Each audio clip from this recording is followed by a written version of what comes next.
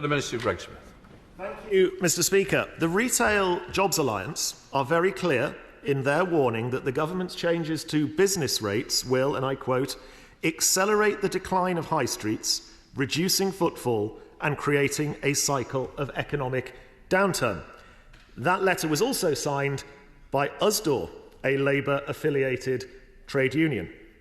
So once again, the Minister and the Department for Business and Trade have a choice. Will they stand up for high street retailers, actual employers, even their own affiliated trade union, or just go along with Treasury diktat?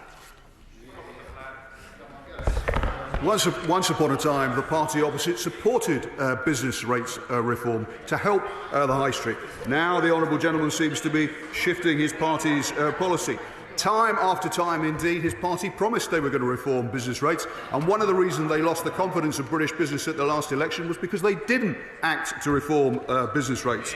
We have said we will introduce permanently lower business rates for retail, hospitality and leisure. The Chancellor of the Exchequer set out our initial thoughts on that in the budget in October, and will publish an update on where we are on that issue in the coming months. Thank you, Mr. Speaker. We support business rate reform, but when their own trade union says their plan isn't going to work, I think they should really sit up and listen. But let me turn to another issue affecting our high streets, shoplifting, which continues to devastate many high street retailers.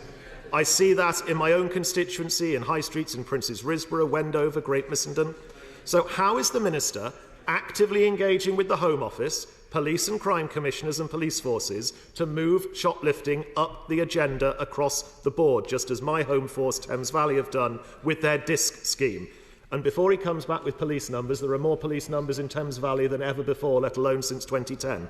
Just talking the talk on numbers isn't enough. What is he going to do proactively to make this agenda go up the agenda?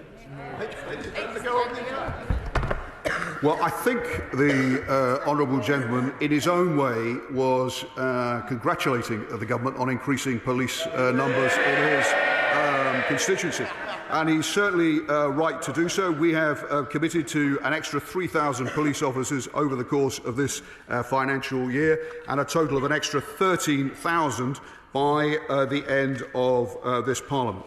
We are also taking action to end the immunity that his party introduced for shoplifters, and taking steps to increase the powers that the police have to take action when shoplifters and others are violent against retail staff.